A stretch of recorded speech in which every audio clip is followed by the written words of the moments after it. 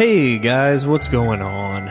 Welcome back to Storytime with Rob. I couldn't even think of what this was called. This is episode number 9. I'm not gonna mess around here too much at the beginning. I kind of just want to jump right into it. So let's go ahead and do that. Thank you guys very much for listening. Hopefully you're enjoying this, and I love you.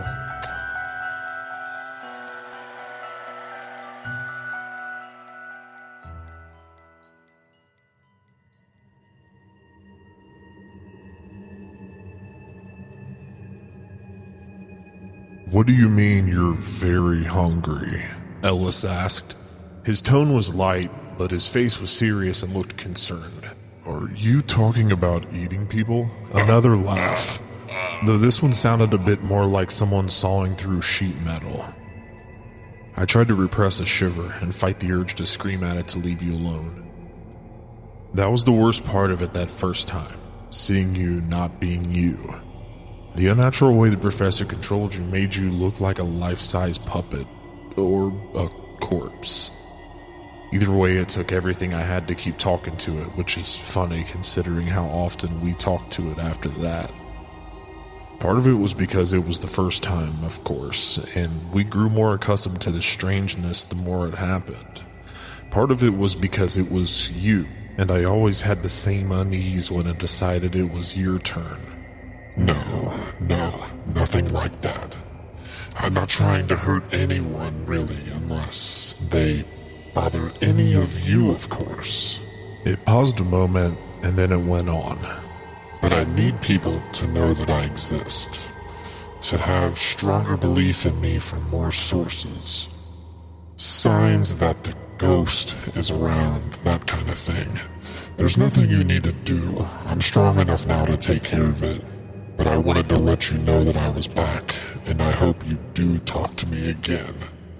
Your ritual is very clever and works well enough, and I've missed you.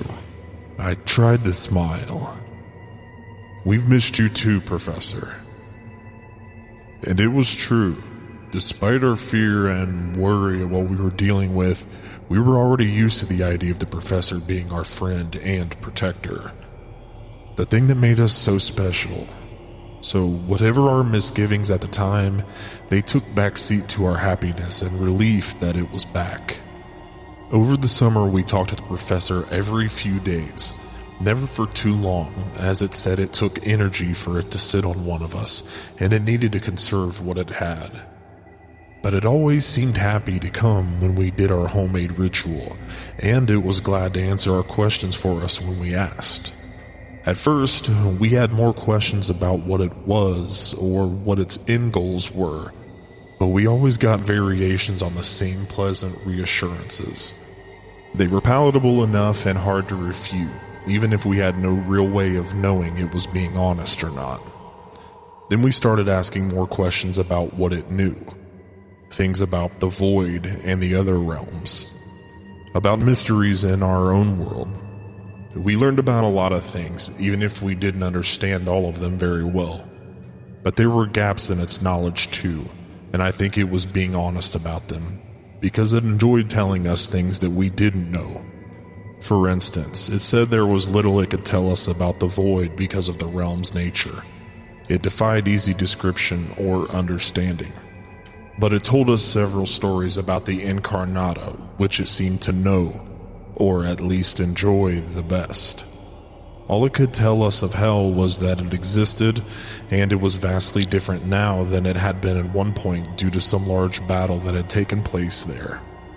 As for the place it called the Nightlands, it was more reluctant, just describing it as one of the larger realms, full of power and potential. There was a thing there called the Baron that, well, he's very ambitious. We had little context for any of that other than hell, of course, which it knew little about, so we focused on things closer to home. "Bigfoot?" It was sitting on Thomas's chest at this time and gave a small grin. It had gotten better at mimicking natural facial expressions, which somehow made it both more and less creepy when it tried. No, not in this reality. There are 2 species of ape and 1 marsupial that have not been identified yet and are sometimes mistaken for a Bigfoot, however. There's also a genetically modified version of an alpaca that has been the basis of Yeti legends for several hundred years. Weird. Ghosts? Aside from me? No, only joking. Yes, there are several kinds of spiritual entities that would fall under what you would call ghosts. Vampires. Thomas's face lit up slightly. Oh yes. There are a variety of those, though none that actually fit the most common archetype popularized by Bram Stoker. It surveyed us, its eyes twitching slightly as it moved from face to face. Have any of you read Dracula, children? It really is excellent. We learned that while it had vast stores of knowledge from some unknown means, the professor still loved to learn new things and had a method by which he could draw information from books and computers without having to physically read or interact with them. Back when we had first started telling Professor stories about school, it had fed on the school library and the textbooks in hundreds of lockers throughout the building. Toward the end, we found out it had started exploring the internet, which raised its own concerns. But during that last summer, we were just having fun. And despite the vast wealth of knowledge we had at our fingertips, we oddly only had a few sessions towards the beginning where we asked the professor a lot of probing questions about things only it could know. Pretty soon, we were just talking. Telling it about what we had going on in our lives, even though there was an unspoken understanding it already knew most of what we were doing, while it asked us questions and told us stories. It really was great at telling stories. I think it's like if you become friends with someone from another part of the world. At first you might be quizzing each other about your respective lands, but if you are truly friends, that phase passes as you move from differences between you to things you have in common. Shared experiences replaces novelty, strangeness, and excitement give way to familiarity and love. And we did love the professor. I think in its way, it loved us too. The problem is, we started treating it like it was a person instead of whatever it really was. Like Ellis might have said, the problem with being best friends with a tiger isn't that you start thinking like a tiger. It's that you assume the tiger is starting to think like you. But a tiger has tiger thoughts and loves as a tiger loves. Soon enough, we started finding out what that meant.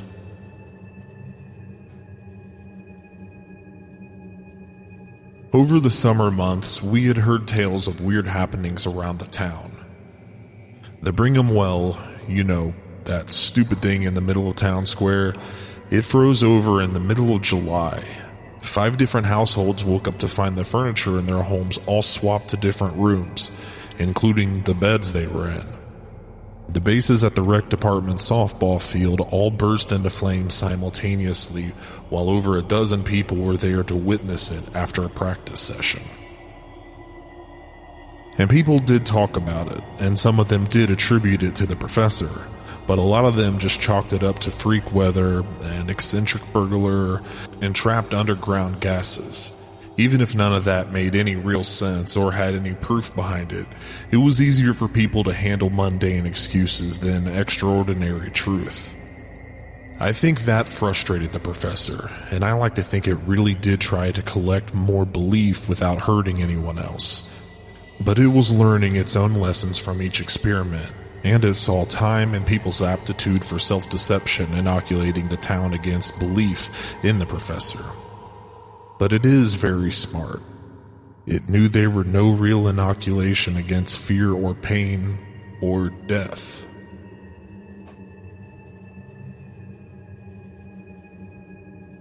I had been getting bugged by Timothy Egan to go out with him since the first day of sophomore year.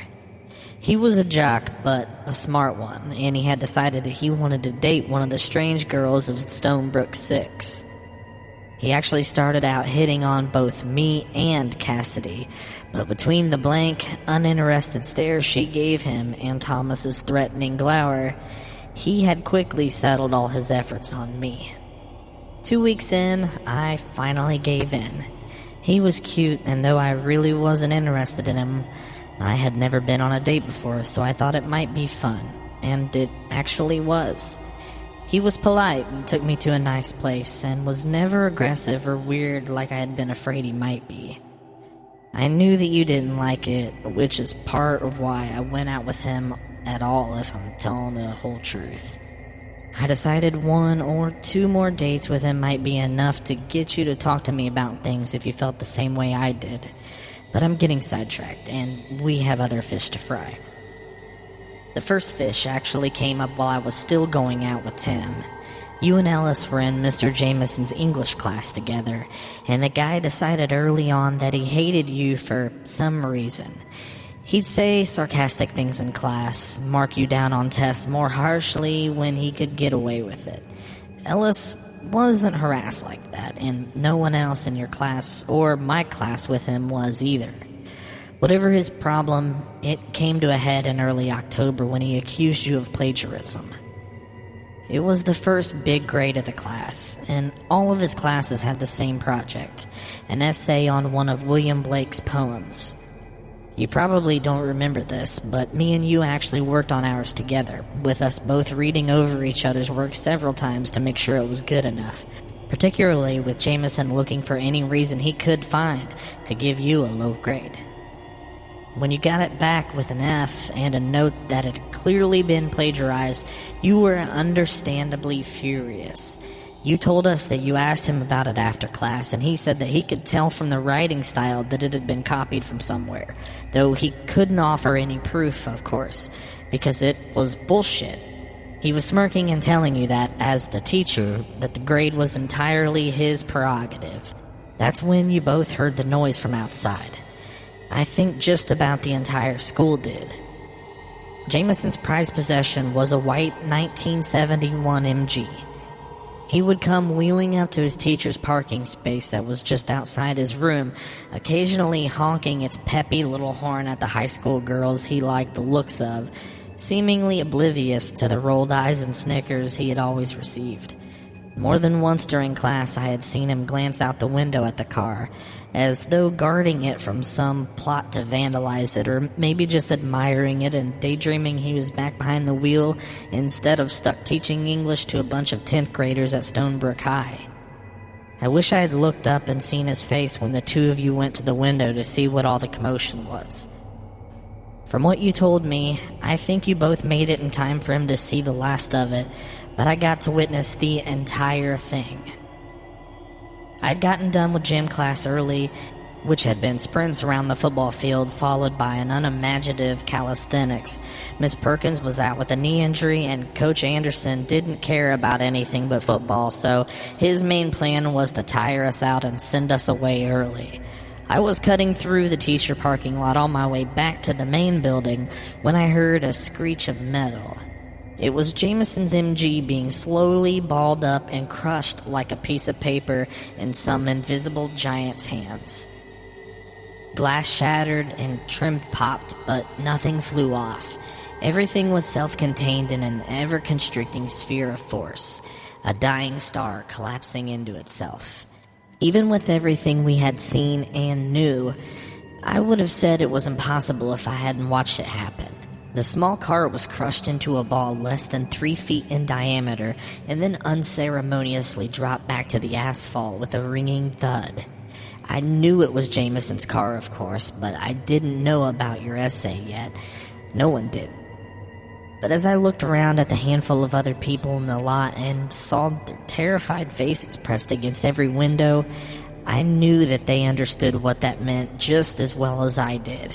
When Jameson started wailing, saying that it was somehow your fault, as irrational as that was, well, it wasn't just his car that left the school for good that day. I remember us all getting together after school and talking about it, and none of us, even those of us that saw it, were really scared of what the professor had done, what it was capable of now. We were just really happy that it had stood up for you and gotten what it needed. because the professor was all anyone was talking about now, especially when Ellis slyly let it slip to a couple of people that it had happened while you were talking to Jameson about him trying to fuck you on your essay. We knew that our friend should have been well satisfied. And it took less than a week for us to realize our mistake. We had underestimated how hungry the professor was, and it had given up on trying to be gentle or doing things for a small audience. So at that Friday's pep rally, with the bleachers packed, everyone watching, the professor murdered Timothy Egan.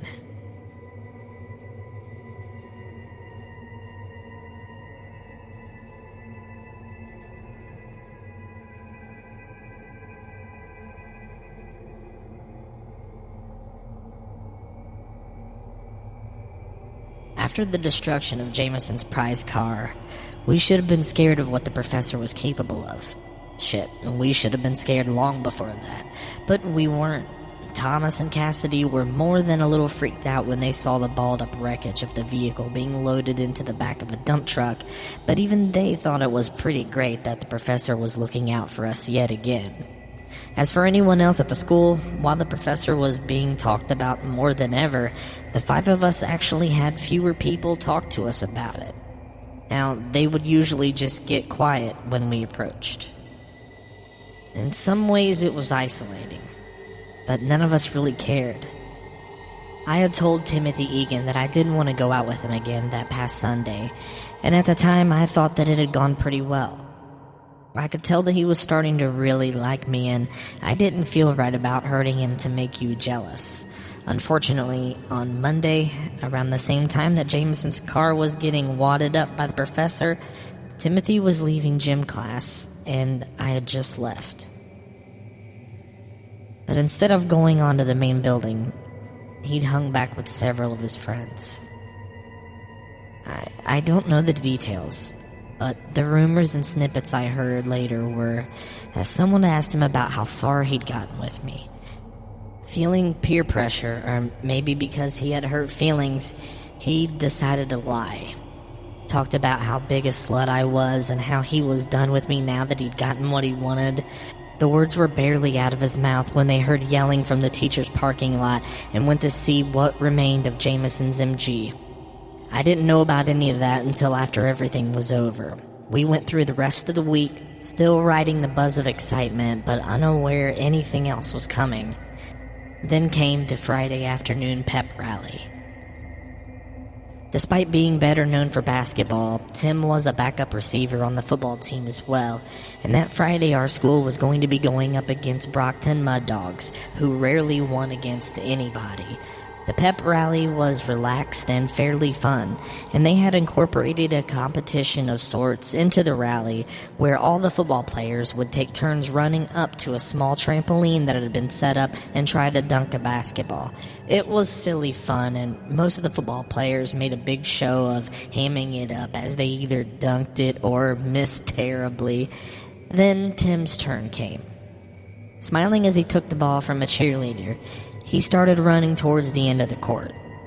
I noticed that he seemed focused and serious by the time he leapt for the trampoline, but maybe he just didn't want to mess up.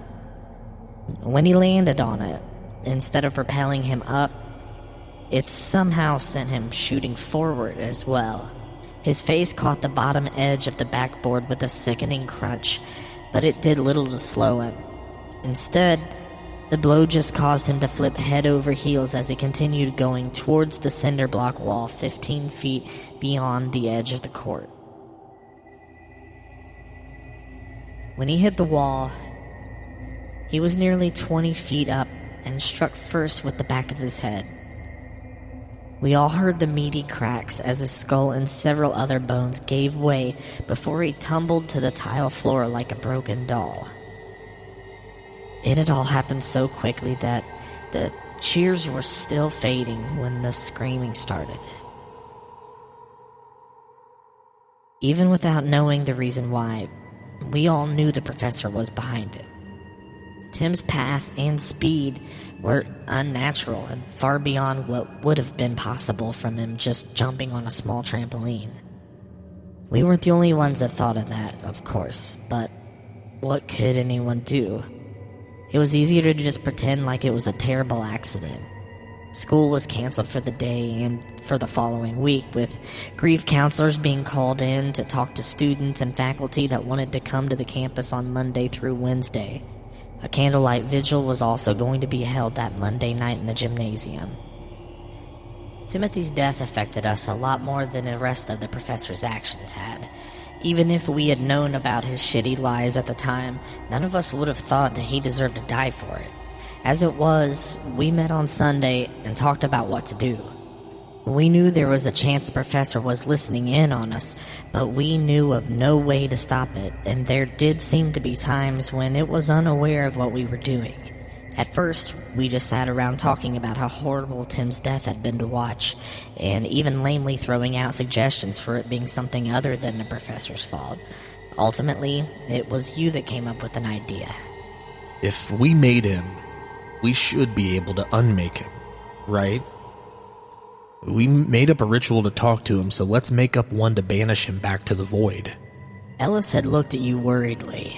It's a good idea, but we have no idea if it'll work. The professor could have talked to us anytime it felt like it and just liked us coming up with a ritual. Maybe it feeds it somehow, or it just thinks it's funny. Either way, if we do that, it'll know what we're trying to do. He swallowed and looked around at the rest of us. It'll be angry about it. It'll turn on us.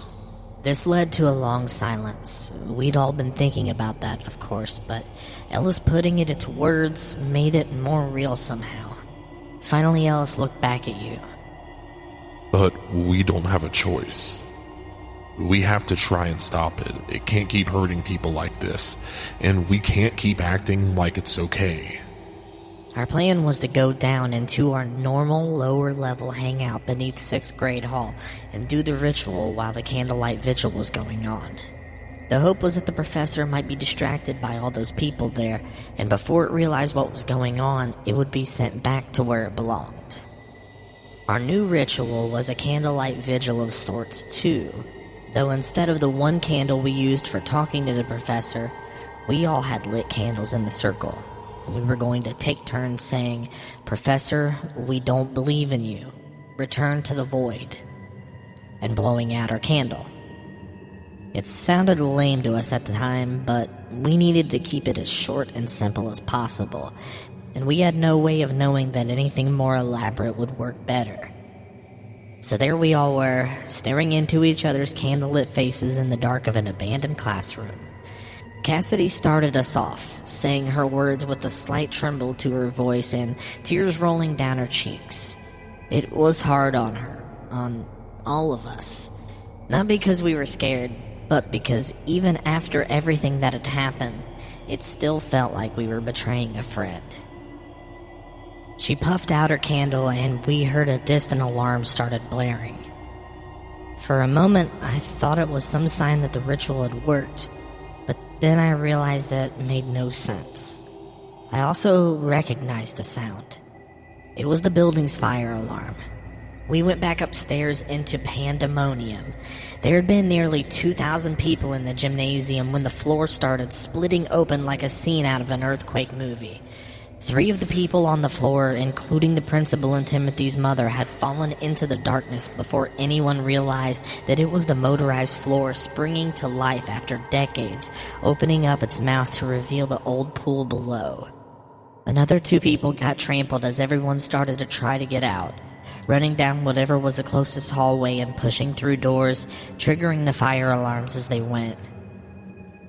We were moving against the current, the 5 of us heading towards the gym together without having to say anything or make a plan. We knew what was going on, and we were determined to try to stop it. By the time we pushed our way into the gymnasium, the floor had stopped moving, leaving a rectangular void in the middle of the floor 20 feet wide and 50 feet long. I remember hearing the dying screams of a little boy that had just been stomped to death on one of the lower bleachers. And I was turning to go help him when I heard you yell your sister's name. I didn't understand at first. We knew some of our parents were going to the vigil, but neither yours or mine were among them, and as far as any of them knew, none of the 5 of us were going either. So how would your little sister have wound up there? I want to ask you what you were talking about when I heard it. Alicia's voice calling for you from the dark beneath the gym. I would have said it was a trick, but I went to the edge where you were bent down peering into the shadows. I saw her looking up just like you did. She was terrified and soaked, but otherwise seemed unhurt. I started looking around for some way of getting down to her or pulling her up, but that's when the floor began to close. You tried to go in after her then. Me and Ellis are what stopped you. Maybe that was selfish, but I didn't care, and I would still do it now. I think you would have died down there, and I wasn't willing to lose you, even if it meant we lost your sister. We wrestled and held onto you for long enough that the floor just closed back up, and as soon as you were free, you just stared at us for a long moment before running off. We tried to catch you, but there were too many people outside. I remember us looking for you for some time around the school, but then nothing. I was waking up with all of you on the football field, and later I heard about your father dying in the gym that night too. I'm so sorry we didn't try telling you this again sooner, but you were strange after it happened. You had memory gaps that I was actually a bit jealous of, and I was afraid if you remembered more, it would either hurt you or cause you to hate me. So I talked everyone into letting it go, and life went on. Your mom took you away to live with your aunt, but we kept in touch and stayed close all these years. I wanted more with you. I still do, but I didn't feel right trying to start something with you with all these secrets between us. Just, please don't hate me. Any of us. We really did try to do the right thing, especially you and Ellis. I looked at her for a moment before leaning forward to hug her. I waved Thomas over and he joined in too. It was nearly 7 in the morning and we were all exhausted, but the last thing on our minds was being angry at the few friends I had left in the world. Mills looked relieved when we pulled apart. I was about to suggest that we get some rest and then try to contact the professor when I heard a voice coming from Mills that I hadn't heard in a long time. This is all very sweet. I'm glad I could be a part of bringing you all closer together again. But I think we're past reliving old memories for now. Time to make some new ones. The professor was holding Mills' lips in a nasty smile, her eyes rolling and terrified as it spoke. Let her go. Talk through me, damn it. In due time, don't worry. I'm not hurting her. I don't want to hurt you either. I just need you to come visit me. The time's come for a class reunion. I thought I knew the answer, but I wanted to be sure. Okay, where do you want us to visit you? At the school? Nill's expression stretched into a grimace that was painful to watch, her eyes watering from the skin of her eyelids being pulled so taut. Yes, the fucking school. Its voice was rough and angry, and it waited a moment before going on in a softer, quieter tone. The place that you left me. Left baby sis. Left so much. In the underneath. In the cold and the dark. Out of the corner of my eye, I saw Thomas lunge forward and snatch up the gun from the coffee table. For a moment I forgot it was unloaded and I let out a scream as he put it to his temple and pulled the trigger repeatedly, each metallic click bringing a shuddering gasp of breath from him. By the 4th click I saw that he had wet himself, and as I stood to help him he lowered the gun. I saw the professor in Thomas's face a moment before I heard its voice coming from him, wavering between tinkling bells and grating stones. Don't make me wait.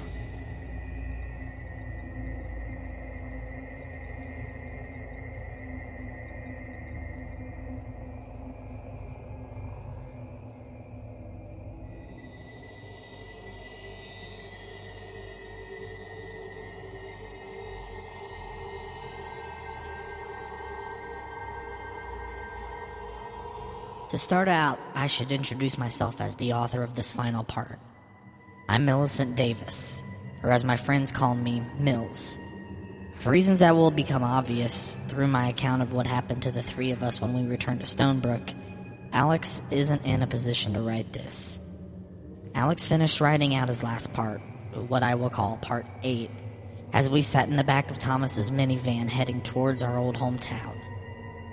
Thomas told us that they had gotten the minivan when Cassidy first learned she was pregnant, the idea being it would wind up being filled with kids. But so often things don't turn out the way that you expect. It's time I told you that I've been the one posting Alex's writings, which first had to be transcribed from the old notebook he had written it all down in as the things happened to him. To all of us. It was hard reading his words, reliving so many painful memories yet again, and all with his voice in my head. But it was wonderful too. It let me get into his thoughts, into his heart, confirming to me that the Alex that wrote those words was the same person that I fell in love with back in the 3rd grade. Even after all that has happened, despite what I am doing, that knowledge of Alex's heart gives me the comfort, and, I'm ashamed to say it, joy. It took us 6 hours to get to Stonebrook from Austin, and all of us were going on minimal sleep. We decided to drive in shifts so that we could each rest some on the way, but it was hard to do more than just doze off fitfully as the minivan trundled down what could be our deaths, or worse. It's funny, but the phrase death or worse never made sense to me before. I've always been terrified of death. My own, of course, but even more so the deaths of those I love. The idea that there was something worse than death always seemed absurd to me. But I was wrong.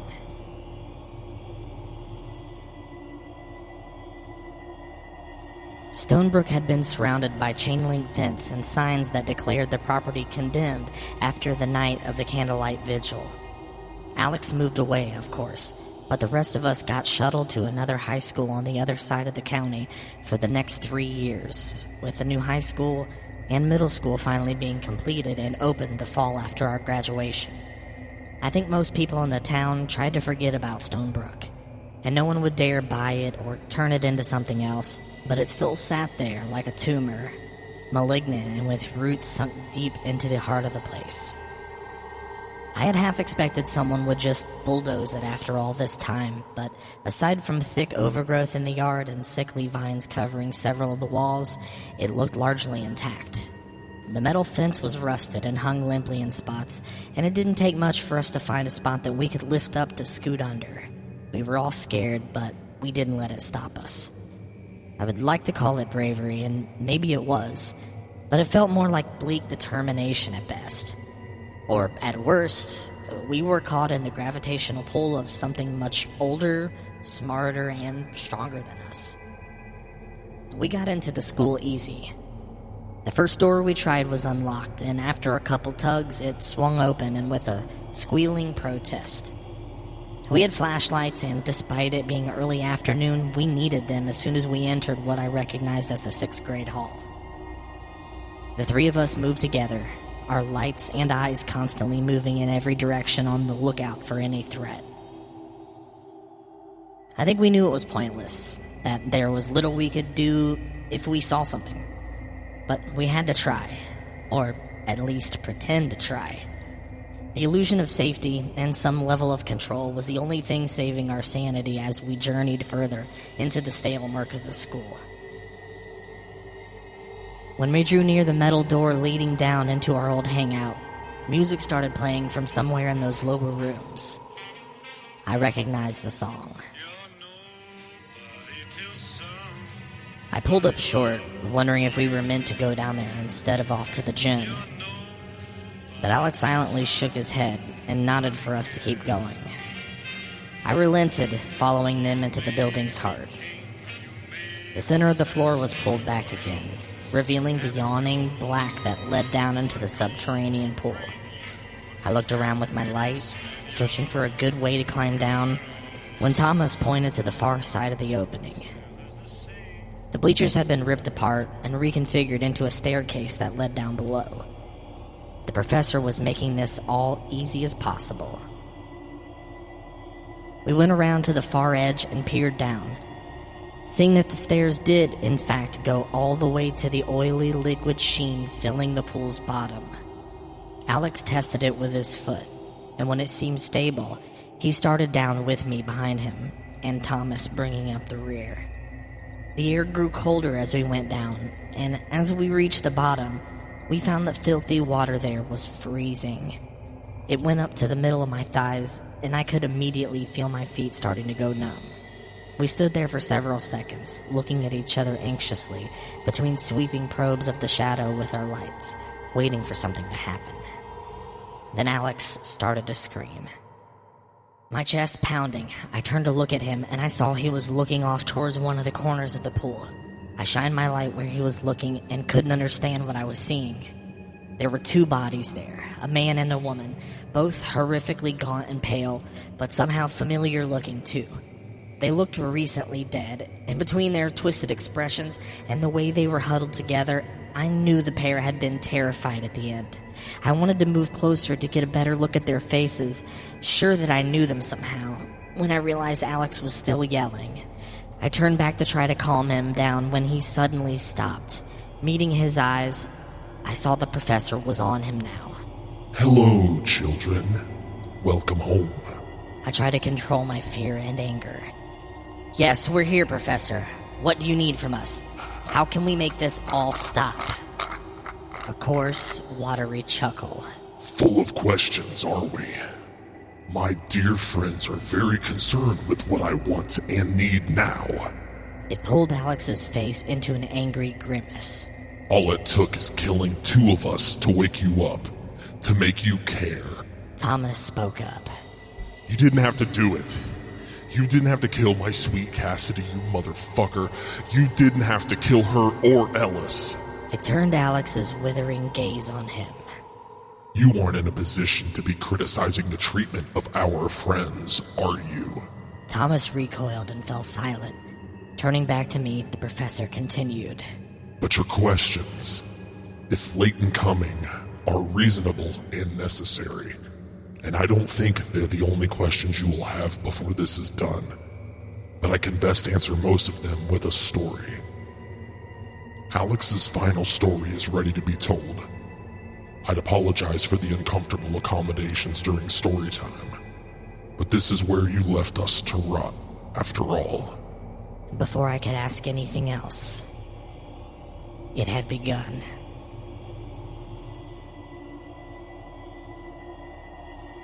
Once there was a boy named Alex. One day when he was bored in class at his creepy new school, he had a thought. A terrible and wonderful thought. What if the school that he and his friends found themselves at was haunted? He shared this thought with his friends, and this led to stories and adventures with their new friend, the professor. As you already know, the professor was able to come from a realm of unbeing through your words and thoughts and belief. The place was called the Void, and it had no interest in returning there. It was an empty, lonely place, and it was now in a place with good friends and so many things to see and do. For a long time, everything was wonderful, and the professor grew stronger. But the professor was very smart, and it knew these good times might not last forever.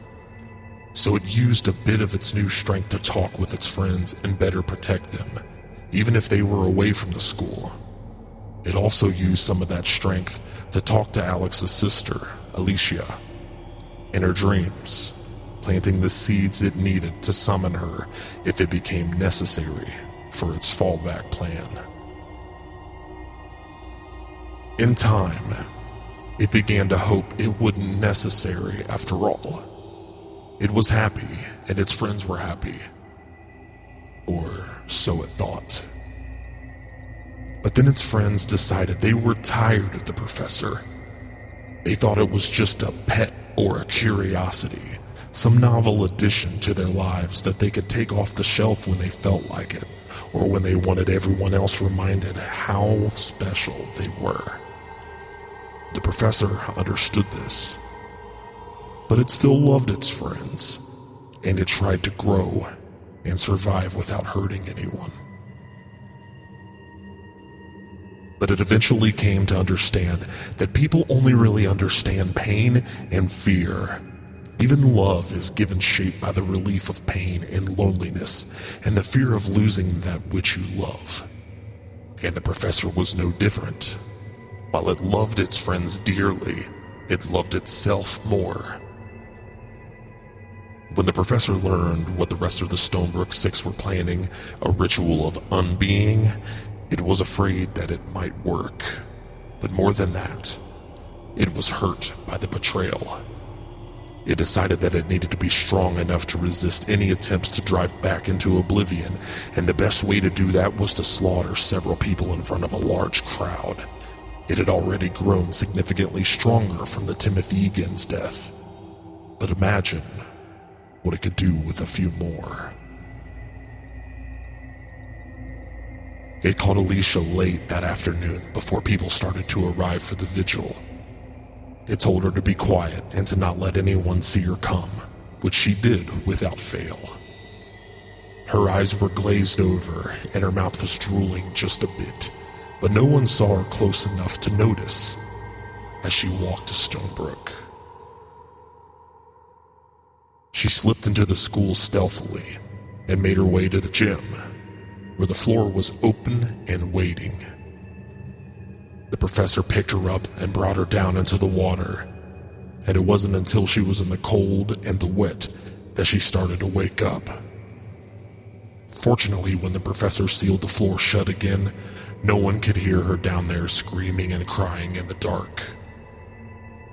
Later, when Alex went to save her, you and Ellis stopped him. The professor was so relieved. It didn't want to hurt any of you, and it tried to just end it there, going so far as to close the pool again in hopes you would just all go away. But Alex wouldn't stop. He ran away from the rest of you, fighting his way through the throngs of people rushing around outside. He got shoved down 3 times into the gravel parking lot, and once he would have had his head stepped on by a large, terrified man if the professor had not reached out and shoved the man away. But Alex was scared for Alicia now and didn't notice. He just kept going home to get help. His father showed up at the gym a few minutes later, screaming Alicia's name. The professor knew where this was heading. They would try to find Alicia and take her away, ruining its plan. So it killed the man where he stood. It hoped this brutal act would be enough to scare Alex away, but no. He came back into the gym just moments later, screaming for the professor to let his little sister go. It knew now that Alex would never give up, and it wasn't sure it could keep her hidden from him the way it could others outside of their circle of the 6. So with great sadness, it opened the floor one last time. Alex climbed down into the lower depths, and Alicia ran to him with a discordant wail, her eyes full of fresh tears. She was already half mad by that point, but she knew her big brother when she saw him. Just then, Alex felt himself being dragged into the dark and tried to push his sister away towards the light. But it was too late. Too late for both of them. Or was it? As Alex looked up, it saw a figure climbing back out, scrambling over the floor's edge as the opening began to constrict again. It turned back. Alex realized with horror that he recognized the person looking down at them. It was himself. The professor has many plans. Plans within plans. One of its plans was that if it came to it, if it found itself betrayed or alone, it could find someone and take them. to pull them down into the dark and sustain them. Feed on their belief and their fear, taking in a little more than it would have to expend to keep them alive. It picked Alicia because it knew her through Alex, and through Alex, she knew it. Initially, as it sat in the shadows mulling over this plan, this failsafe if its friends ever turned on it, it also saw the collateral benefit of Alex's grief and guilt over the loss of Alicia. These emotions would fuel Alex's belief in the professor and help it to survive.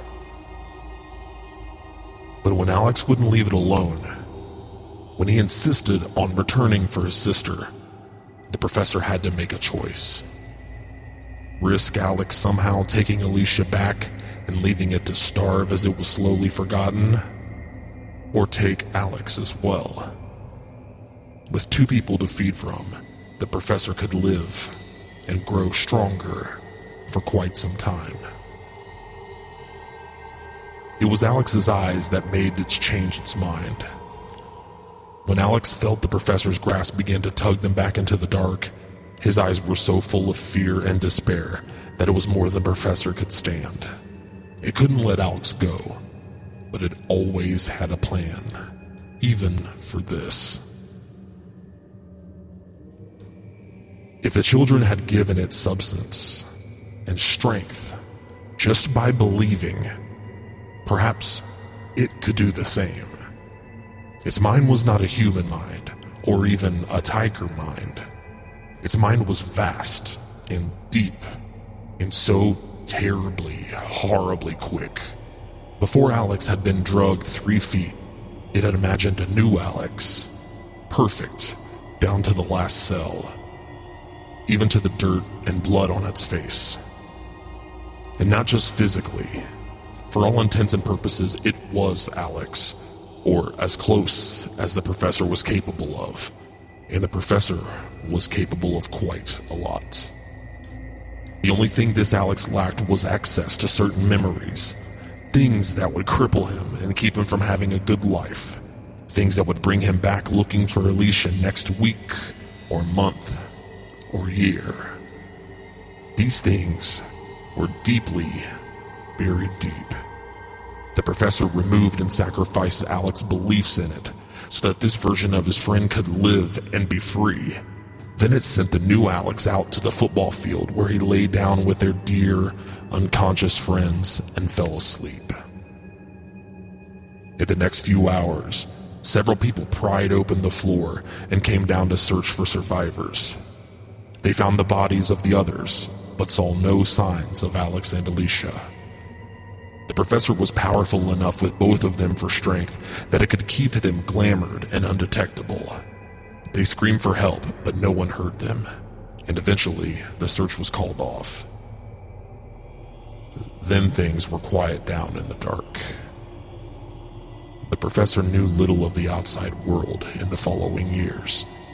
It was conserving and building its strength the best it could, but it was also expending more than it had originally planned. For it was not just keeping Alicia and the original Alex alive in the pool now. It was having to continue to believe in the new Alex, too. The Alex that crawled out of the pool that night was being seen and talked to, and every day he grew stronger because of the shared belief of the world around him that he existed and was real. And he was Alex in every way that mattered, but he was still unique in a way that made him vulnerable. The professor's belief was of a different quality than most. It was not from this place, and its beliefs, while powerful and potentially permanent, required regular attention to stay alive. And it wanted the new Alex to stay alive. It wanted him to have a long and happy life. So it sacrificed some of the power it was collecting to make sure that that happened. But then something unforeseen happened. The professor is not perfect or infallible, and it made a mistake. It recognized too late a sickness in Alicia and its Alex. A simple staph infection, but one that obliterated their bodies faster than it could heal them. It could have repaired the damage if it had pulled away its support from the other Alex, of course. But it couldn't bear to do that. So it watched them finally die instead. For a time, it resigned itself to starving to death in the darkness. It still had those that remembered it and feared it somewhat. But that was old and abstract terror, paved over by years of new memories and repression, not enough to sustain it for long. The problem was, it got scared. When it saw itself approaching the end, saw the void opening up to reclaim it. It knew it couldn't just let go. It wanted to survive too much. So with the last of its power, it killed Cassidy. Within a few hours, it felt far stronger. After Ellis, it was stronger still. And as Alex, your Alex, came to remember me, I felt more like myself again. But I need your help. Enough of this. Thomas bellowed, reaching into his waistband and pulling out his gun. The last time I had seen it was when Alex taken it out while the professor was using Thomas back at my house. He had gotten it back before we left, apparently, and was now pointing it at me. Mills, this is all lies. Don't you see this? It's self-serving bullshit. It's all part of its plan. I was so broken at that point, I didn't care much if he did shoot me. I didn't want to believe what the professor was saying, but as it talked, I had looked closer at the two huddled corpses. I knew why they were familiar.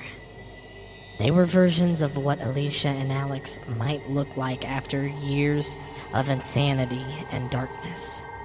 I couldn't breathe. I couldn't think. I just wanted everything to stop for a minute. Just stop. But it wouldn't stop.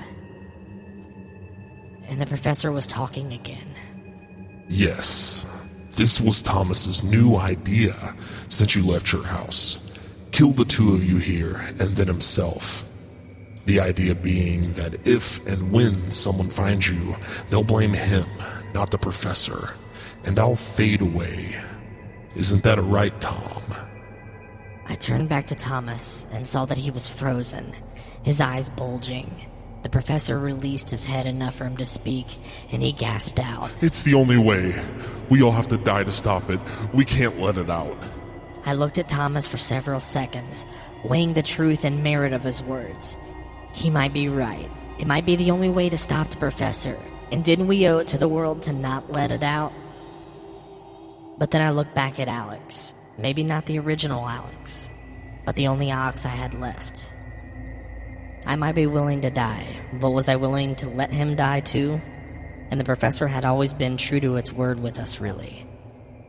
We were the only ones trying to hurt it, not the other way around. Thoughts of Cassidy and Ellis pushed their way up, and I ignored them. It had explained that. And would we do any different to protect ourselves? To protect the ones we love the most? Thomas, I'm sorry. I was crying when I said it, but my voice was steady. Turning to Alex, I told the professor my choice. Thomas has to die. A moment later, there was a fine red mist floating in the air where Thomas had been. I let out an involuntary scream and started shaking. Then I felt Alex's arm around me. It took me only a moment to realize that the professor still had him.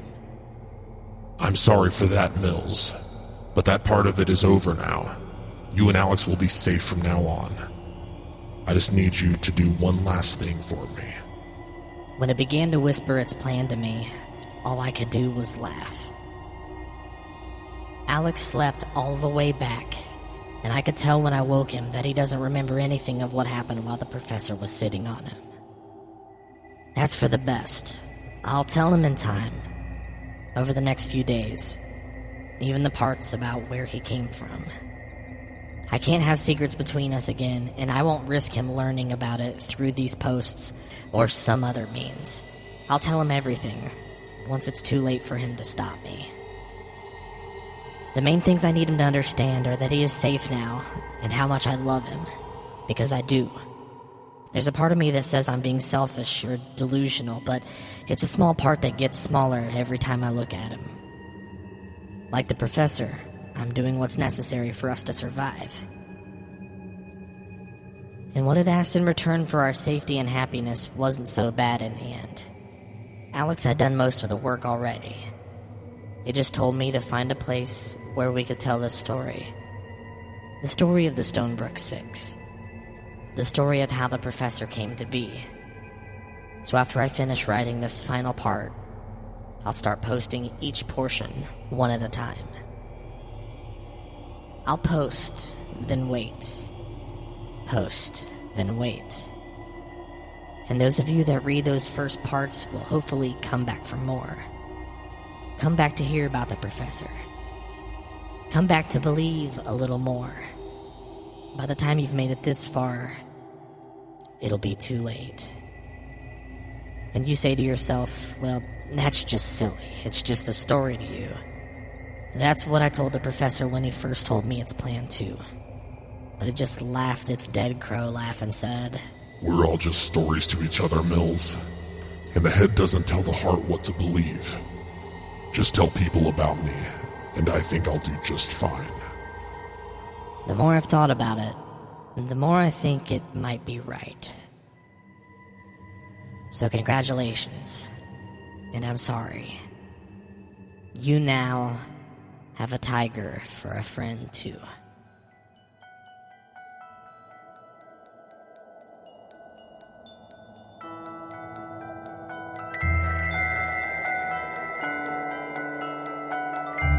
Alright, there we go. That finishes up our third series so far for story time with old Rob Diggity Dog here.